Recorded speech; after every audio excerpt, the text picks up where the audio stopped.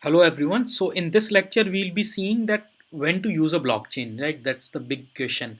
This is very good lecture for the investors when they want to understand when the records, when the blockchain is useful and when it is not. So when everybody is actually applying blockchain on everything, that will not help at all.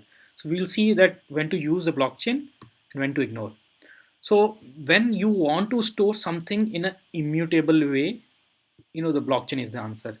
When you want to keep some building something, or let's say store something in such a way that the every new thing will become a version, right? You want to set up versioning of everything. And in when you store something in such a way that you know previous things do not change and will always have a meaning, and new things keep adding on that top of that, just like a nature of the blockchain, right? Because one block is building on the top of another block. So the technology should be something like that, or the use case should be something like that. So for example, the court judgments, health records, they do not change with time, so you keep adding things on top of everything. So old things will remain same, but you will keep adding the new one. So that's called the record keeping. So we are also, since the records keeper is already there, you guys can check out and see how it works. So it's just a simple way to maintain the records in an immutable way on the top of the previous records, right? So that's the one answer. The second is the decentralization. When you want to decentralize a certain things in your network, you don't want the control to remain at a one place, right? When you want to decentralize control system, like let's say KYC based solutions, you don't want someone to own that KYC solution. It should be decentralized, right?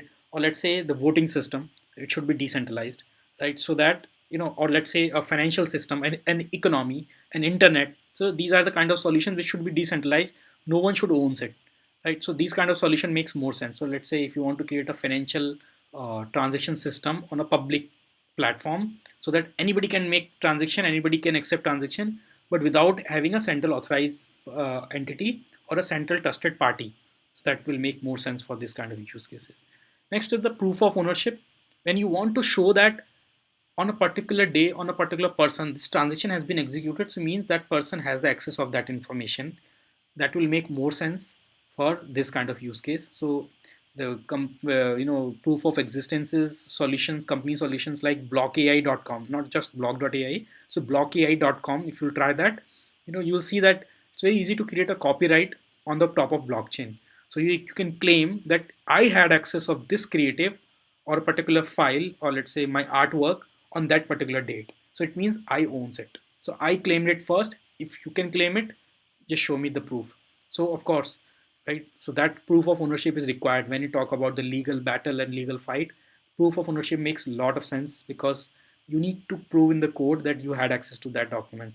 How will you do it? It's very difficult. In solutions like Dropbox, Google Drive, it's very challenging to prove the ownership. But in the blockchain, it is possible.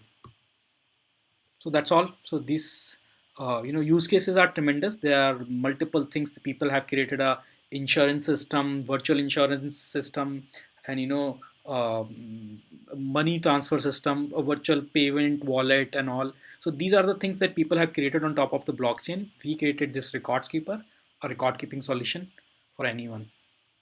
Thank you.